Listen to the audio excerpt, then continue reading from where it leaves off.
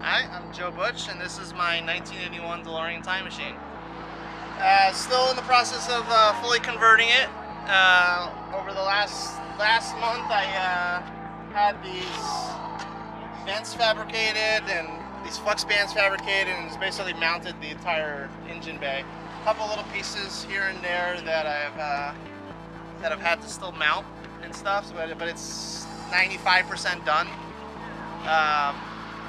One thing to know about owning a DeLorean time machine is when you drive it, you become an instant celebrity. So people will take photos, will follow you off the highway, come up to you to gas stations to take photos of you and stuff like that. Sometimes they want me in the photos too, which is sometimes strange. But it's a good fun. You sometimes feel like Princess Diana. I had someone on the highway the other day. Kind of driving, came up on my side and basically did a like, and I gave him a thumbs up back, and then he sped up to this kind of angle, and then he did one of these moves with his camera. Nice. to get the shot from the front.